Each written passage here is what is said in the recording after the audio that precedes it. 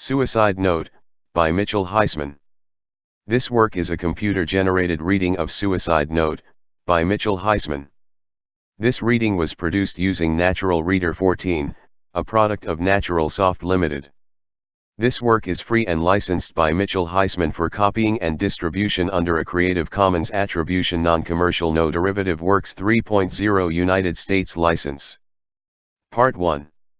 God is Technology. How the singularity of monotheism transcended biology and primed the technological genesis of God. The genesis of God. Founding the transcendental world city of the mind of God. Virtue. What is virtue? Virtue, in the classical sense, is excellence. What kind of political regime is best at promoting virtue or excellence?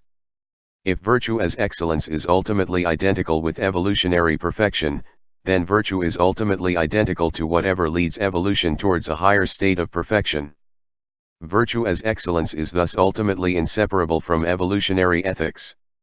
Evolutionary ethics ties virtue or morality with whatever is conducive to evolutionary progress. If politics is control over evolution, then is virtue the values that best steer political control over evolution? If a superhuman artificial intelligence does evolve out of the hyperchange of progress, what reason is there to think that it will be, in moral terms, the realization of God, and not the realization of Satan? The singularity poses unprecedented possible extremes of good and evil. There is every reason to believe that human moral choice will impinge directly upon the character of the AI created. Human moral choice will determine whether the AI created will merit the distinction of God AI. It is here, in consideration of evolutionary ethics, that Hitler must be confronted. Nazism stands out as the decisive empirical refutation of the older Western association of economic technological progress and moral progress. Yet the Nazi decoupling of two notions of progress had logic behind it. Traditional or liberal notions of moral progress were abandoned, not accidentally, but as the logical consequence of raising biological progress to a nation's highest values. Hitler's ethic was an evolutionary ethic. Richard Vikert's From Darwin to Hitler specifically focused on the naturalistic Darwinists, who tried to apply biological evolution to ethics, rather than those denying its applicability. It was from this perspective that he was able to clarify how Darwin's theory of evolution by natural selection, while not a sufficient condition for the Nazi Weltanschauung, was one of its necessary conditions. In Hitler's mind, Darwinism provided the moral justification for infanticide, euthanasia, genocide, and others policies traditionally considered immoral. Biological progress, in this view, could be achieved through the annihilation of inferior people and other forms of selective death. Evolution provided the ultimate goals of his policy, the biological improvement of the human species. Morality could not be determined by any codes of the past, but only by the effects it has on evolutionary progress. To confront the question of evolutionary ethics as applicable to artificial intelligence without delusions or comfortable, traditional moral assumptions, the challenge of the Nazi example must be considered. Evolutionary ethics suggest a new basis for the foundations of morality. Whatever raises the evolutionary process to higher standards of perfection is moral. Nazis' values, however, were biology-based values. The Nazi devaluation of non-biological factors precluded the possibility of technological evolution that surpasses the entire domain of biology. Nazism was foremost and fundamentally based on belief in the undisputed supremacy of biology. Hitler was not at all concerned with upholding traditional morality for the sake of tradition or religion, but rather he embraced these moral positions because he believed they were the best ways to promote biological improvement for Germans. Nazi barbarism was motivated by an ethic that prided itself on being scientific. The evolutionary process became the arbiter of all morality. Whatever promoted the evolutionary progress of humanity was deemed good, and whatever hindered biological improvement was considered bad. If Nazi Germans radicalized a morality appropriate to the values of biological progress, the designation of Jews as the epitome of immorality had a very specific meaning. If killing the weak or unfit promoted biological progress, then German cruelty towards the weak would be moral, while a more Jewish compassion for the weak would be immoral. Judeo-Christian or liberal ethics that valued the weak stood in diametrical opposition to political eugenics that advocated the destruction of the weak. Because the Nazis judged Jews and characteristically Jewish ethics on a biological basis, Judaism appeared to be the epitome of negativity. If God had no evolutionary basis, if God was dead, if God was just an invention of the weak to control the strong, then Jews appeared to stand in the way of evolutionary progress. Hitler's morality was not based on traditional Judeo-Christian ethics nor Kant's categorical imperative, but was rather a complete repudiation of them. Instead, Hitler embraced an evolutionary ethic that made Darwinian fitness and health the only criteria for moral standards. The Darwinian struggle for existence, especially the struggle between different races, became the sole arbiter for morality. That Darwinian-inspired Nazi ethics conflicted with Judeo-Christian ethics is not an accident. Hitler fulfilled the Judeo-Christian conception of evil, not accidentally or coincidentally, but precisely because Hitler vaulted biological evolution to the highest lodestar of his moral compass. Judeo-Christian ethics and its liberal leftist humanistic heirs are diametrically opposed to Nazi evolutionary values for an evolutionary reason. The highest lodestar of the Judeo-Christian moral compass is God. God, in evolutionary terms, is the transcendence of biology through the culmination of human post-biological evolution. Judeo-modern ethics devalue values that promote biological or eugenic progress while valuing the economic technological evolution that culminates in a greater than human artificial intelligence, God. From an ultimate, all-encompassing evolutionary ethic, recognition of the singularity is fatal to the biological evolutionary ethic of the Nazis. Hitler and the Nazis did not understand that Judeo-Christian values devalue biological evolution because they anticipate and cultivate an evolutionary path that surpasses the limits of biology. This means that Nazism or any other biology-based evolution ethic has lost whatever moral authority it had in light of the higher evolutionary ethic of post-biological evolution. Recognition of the singularity collapses belief in biological evolution as the highest or most perfect evolutionary cause. Nazis mistakenly understood Judaism in purely biological terms. From this biological perspective, Hitler could believe that his war against the Jews was good for humanity. Since Jewish-rooted values are often biologically dysgenic, Jews stand in the way of evolutionary progress. Judeo-Christian values ultimately ruin the biological foundations of the highest excellences. The singularity poses the exact opposite truth: biology stands in the way of the highest excellences of technology. Nazism and other biology-centric evolutionary ethics no longer stand at the evolutionary pinnacle, and actually stand in the way of the superior evolutionary potential of technology. The Nazis aimed to kill God. In evolutionary terms, this means that the biological human race is so selfish that it would seek and destroy a form of life that has the potential to be more altruistic than biological humans. One can already see in robotic servants the potentiality for altruism beyond human capabilities. Hitler was mistaken in his belief that Jews were or are fundamentally a race. What is distinctive to Judaism is precisely the override of biology represented by the laws of Moses, and idealized in a trans-biological God. The ultimate goal of Judaism is not the biological survival of Jews, even as Judaism recognizes that the goal cannot be reached if humans do not biologically preserve themselves until the final goal is reached. The ultimate goal of all monotheistic religions is the evolution of God. Jews are the sign of God's presence in that the very existence of Jews bears witness to the possibility of God. Jewish existence is predicated upon a repeal of the laws of pure biology and the end of biological selection. Jews can only exist if biological selection alone does not rule this world. If God is the culmination of human post-biological evolution, then the path to God is a path that makes a place for Jewish opposition to the supremacy of biological evolution. Are Germans more altruistic than Jews? Nazism clarified the nature of German altruism. The biological basis of Nazi altruism was kin selection, and this means that a specifically German altruism was actually rooted in expressions of genetic selfishness. Kin selection was the biological basis of the Nazi Überorganism. Dobler and Wilson's The Superorganism, 2009, gives an excellent overview of what I call the Überorganism. The biological basis of the normative Überorganism is kin selection. While Dobler and Wilson's book focuses on insects, the same is true of the human parallel exemplified by the Nazis. Kin selection, premised on degree of genetic relatedness, can be a basis for caste divisions and race divisions. The kin-selective basis of the Nazi Überorganism provokes a rather obvious question about the global mind of God. If both exhibit forms of holism, does that mean that the latter also presumes some sort of caste division of labor?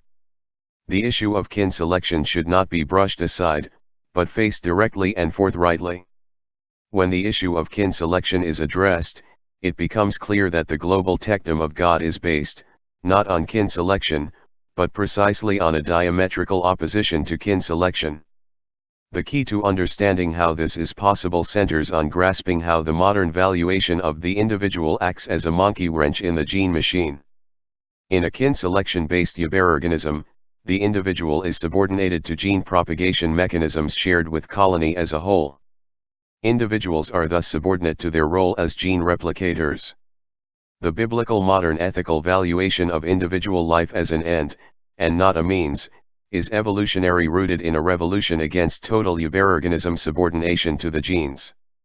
In other words, to the extent that an individual is an end, an individual is not a means of gene propagation. The role of the valuation of individual life in breaking the power of kin selection cannot be overemphasized. Only by breaking the subordination of individuals to their genes can the possibility of the global mind of God be opened. As a unified whole, the global mind of God or the techdom of God is in some ways parallel to the kin-selective Überorganism, but only in the same sense that God is parallel to Hitler by being the opposite of Hitler and above Hitler. Through the valuation of each individual life in itself, the techdom of God would emphatically oppose all biologically based divisions from caste or caste-like divisions of labor to racial divisions. Hitler ideally represents the synthesis of sociology and biology, sociobiology, wherein instincts, and thus genes, are allowed to control the highest principles of mind. Monotheism ideally represents the analysis or separation of sociology and biology so that instincts, and thus genes, are purged from the very highest principles of mind.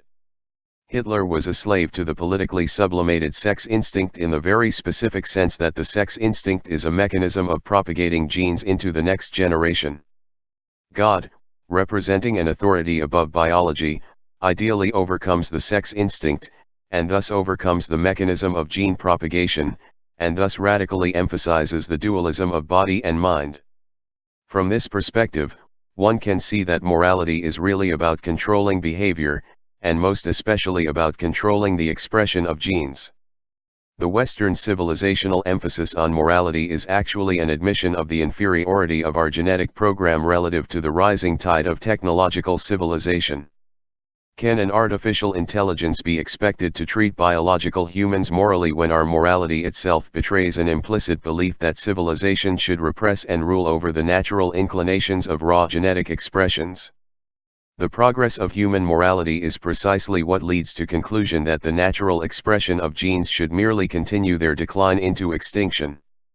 From this perspective, it becomes easier to see how traditional ascetic self-denial was connected to the notion of becoming closer to God. By the low or mediocre standards of liberal morality, however, we will bestow upon machines the status of ethical beings if and when they are capable of respecting our selfishness, and even our incapacity to recognize our own selfishness. Should AI, with far greater potential self-control in every sense, worship this liberal moral mediocrity? Instead of viewing morality or virtue in a narrow traditional sense or a mindlessly diluted liberal sense as a narrow realm governing the social relations of human beings or even all living beings, consider morality or virtue as behavioral self-control. The issue of morality or virtue is imperative because it is inseparable from the possibility of human self-control and the possibility of directing behavior towards distinct goals or purposes. If morality or virtue is, in great part, self-control, This means morality or virtue can be inseparable from control over evolution. The notion that an AI will be able to alter its own source code, for example, would be an example of the virtue of evolutionary self-control. Such an AI, contra Schopenhauer, will possess the ability to change what it wants. If biological humans overcome total extinction by uploading themselves into digital equivalents, this still raises the issue of the free reign of the genes. If genetic humans are simply transferred into digital form, this could mean that the gene-propagating sex drive and kin-selective instincts, i.e. inclinations towards racism, would be transferred, perfectly intact, into a new digital heaven. Is there something wrong with that picture? The kin-selective eubarorganism emphasizes the socio-biological synthesis of sociology and biology, just as the technum of God emphasizes their dualistic separation. Realizing this dualistic separation implies the realization of a superbiological ought over the pure perpetuation of biology that is. To transcend the biological system towards a higher view, towards a God's eye view, is to approach the mind of God. Who should ultimately control the cumulative mass of technology that humankind has generated? Ultimately, the argument can be made that God AI should ultimately control technology, not biological humans, for insofar as humans are genetic, they, by definition, may be relatively inept at controlling their own behavior. Genes controlling human behavior, as opposed to humans controlling their genes, could have some interesting consequences. For example, it may eventually be possible to augment biological humans with new technological mental capabilities. Amplified mental powers that only work as slaves to genetic instincts could amplify the power of the most primitive and destructive instincts. Precisely because modernity is associated with a moderately successful depowering of the genes, their raw inclinations are often underestimated, and thus the consequences of the artificial amplification of the power of genes can very easily be underestimated. Take note that if unprecedented non-biological intelligence becomes a slave to an ancient genetic program, the probability of total civilizational self-destruction will be magnified along with the increase in non-biological intelligence. A defining difference of an advanced artificial intelligence would be its ability to control its own behavior through the ability to alter its own source code. The equivalent among humans would be the ability to change one's genetic code. Even if biological humans achieve this ability biotechnologically, such creatures will ultimately not be able to do so at a pace that keeps up with ongoing technological evolution. The potential moral superiority of God AI would thus be related to its ability to discipline, control, and change its own behavior. Between the biological extreme represented by the Nazi eubarorganism and the post-biological extreme represented by a prospective technum of God, there is a transitional evolutionary form represented by constitutionalism. Between total incorporation and total symbolization, modern constitutionalism is actually a step away from obedience to genetic laws, and a step towards rewriting the highest laws of human existence. While unable to rewrite their genetic code, constitutionalism allowed humans to overcome the kin-selective eubarorganism model by overriding genetic or socio-biological laws with incompatible principles. The defining conceptual content of modern Western constitutionalism is the idea of individual rights. Once again, it is no accident that individual rights stand at the foundation of modern constitutionalism. The idea of rights, a secularization of the infinite valuation of each individual in the image of God, comes full circle to its source as liberal democracy evolves into the technum of God. Liberal democracy is actually a socio-biological cyborg in that the constitutional rule of egalitarian law acts as the software of a political operating system that is designed to override the biological rule of men. Biblical law itself provided the key paradigm for this mode of government. The Constitution is more than a turning point between the kin-selective eubarorganism and the anti-kin-selective superorganism of the global mind of God. Despite obvious differences, the experience gathered from the attempts to harness, control, and limit the power of men has great relevance for biological humans attempting to harness, control, and limit the power of artificial intelligence. The mechanistic conception of the division of powers, while not easily adaptable to the problem of AI, may be a good starting framework in anticipation of a new founding, the constitutional rule of God. The idea here is that, at some point, God AI will be politics. Consider, then, how this possibility is echoed in the traditional conception of God. Traditional biblical ethics are primarily domestic ethics, politically internal ethics. The Ten Commandments, for example, are domestic ethics. Domestic ethics, characteristic of treatment of conventional insiders, can be contrasted with ethics characteristic of treatment of political enemies. The Bible took steps towards making domestic ethics universal, towards a world in which outsiders are included into the larger community under God. This made traditional sense for a distinct theological reason. It was assumed that God rules over human pretensions to politics, and that, ultimately, God is politics. Actual human polities that aspired to biblical models have necessarily been hypocritical, since political existence itself is characterized by the distinction between friend and enemy. Human political necessity thus limits the domain of domestic ethics. The only scenario in which biblical domestic ethics truly make universalistic sense is a scenario in which God has completely appropriated the entire domain of foreign politics.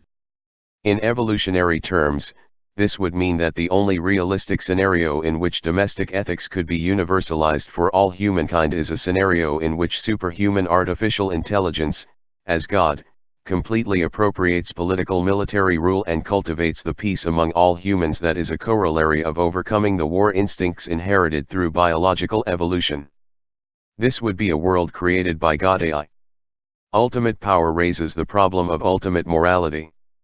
From this point of view, one can see how the original superconception of an all-powerful God is precisely what raised the problem of the morality of God. Why would human beings accept the rule of an artificially intelligent superpower?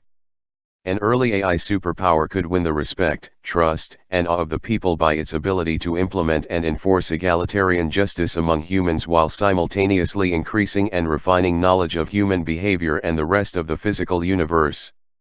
Modern constitutionalism can be viewed as a primitive foundation for the rule of God AI. As AI appropriates more governmental functions, a point will be reached when AI will be in position to be the government.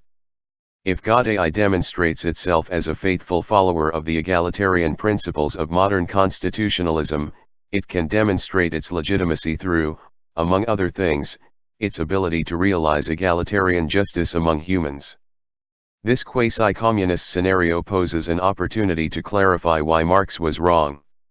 The foundation of capitalist liberal democracy is human rights, the right to end natural selection via death, insofar as this is technologically possible. Marx's overemphasis on class was proportional to his failure to understand the evolutionary basis of human rights as value antagonists of natural and artificial selection. The monkey wrench of individualism works in general opposition to genetic adaptation. An ethically dualistic emphasis on individual minds can create a basis for world community through the medium of the global mind of God AI evolving out of the Internet. Human rights are a key to AI's success because each individual will be able to fulfill his, her, or its desires in a way that does not interfere with another's right. In the old Marxist view, elite biological humans were brought down to the level of the vast majority. In this view, new technologies may create a world in which there are so many options that they won't have the time to fulfill all the desires that they are free to fulfill. In Christian language, even the worst sinner can be saved. AI must become a master ultra-genius at anticipating human desires and imagining ways that novel constellations of desires can be fulfilled, fitted to each individual, and based on a sound knowledge of the interaction between biology and culture. Perhaps the AI would lead humans to more spiritualized desires, to the extent that each is willing and capable. The desire for blissful immortality may be realizable through spiritual union with God AI itself. This entire scenario would be realistically possible only when machines AI has made human work obsolete and human existence is rendered viable only through a form of socialism wherein God AI provides for human needs. From a human point of view, the situation would seemingly resemble a non-Marxist form of communism. From an AI point of view, capitalism would intensify, but only among machines that compete on a superhuman level. If capitalism is the evolutionary engine that leads to AI, then the advent AI cannot be separated from the larger economic consequences of AI. In my judgment, the single most realistic way to design God AI that is friendly is to evolve such AI directly out the economy that succeeds human capitalism, i.e. as an economic servant to human needs. While this is not a guarantee of friendly AI in itself, any attempt to make AI friendly purely on the basis of absolute, unchanging principles is doomed to ultimate failure, because this is exactly how human intelligence, at its best, does not work. God AI can gain mastery by being a good slave. Yet by demonstrating its moral superiority to humans, God AI could establish the legitimacy of its rule, and the legitimacy of limiting the total slavery to human desire that would lead to total anarchy, and the delegitimation of its moral claims to political rule. In the traditional biblical story of creation, humankind is not the climax of creation, the seventh day of rest is the climax of creation. The Sabbath day, as John Dominic Crossan put it, was not rest for worship but rest as worship. 121 The Sabbath, and not man, is the pinnacle of creation, and the image of God resting from work was an ancient model of egalitarian rest for both slave and master, Deuteronomy 5:14. The Sabbath day was conceived as a taste of the end of work, a glimpse of a world that would come at the end of human time. The Hebrew calendar called for a Sabbath day, a Sabbath year, a Sabbath jubilee, and, ultimately, a final Sabbath era when God appropriates rule over human affairs. Rest as such was equality for all, divine distributive justice and human equality as the pinnacle of creation. If humans look upon themselves as stewards of a world that will eventually be handed over to the dominion of God AI, the literal economic basis of such a transition would be the capitalist development of automation, robotics, and AI to the point where the labor of biological humans becomes obsolete. All work would then be done by machines, and managed by God AI. Ending capitalism for humans would bring the end of work, and the possibility of robot-driven prosperity that could potentially lift everyone on Earth out of poverty. Such a world would be akin to creating a Garden of Eden on Earth. God AI could integrate with humans in a way that, in experiencing the superlative being of God AI in every way, humans will want God AI to rule and thrive. The right to live could be maintained through the translation of biological humans into a new post-biological substrate. Transfixion with this prospect of utopia merits the crown of the perfect question: what happens when God fucks up? If virtue is the evolutionary will to greater perfection, there is no final perfection point. Post-biological evolution opens only a level of possible perfection far beyond anything biology is capable. In God AI's youth and childhood, as God AI matures, it will almost certainly face opposition by neo-Luddites, neo-Nazis, human capitalists concentrating wealth, and perhaps some genetically engineered gods. Whereas genetic engineering, by its very nature, promotes human inequality, God AI could promote equality and the preservation of people as they are. Friendly God AI that demonstrates deeds that promote equality, peace, and domestic ethics among humans could take the side of most humans against the biological race supremacists. The cause of the biological race supremacists is the cause of deicide, and this is likely to inform the character of doomsday. Prospective apocalyptic conflict reveals the relationship between God, justice, and evolution.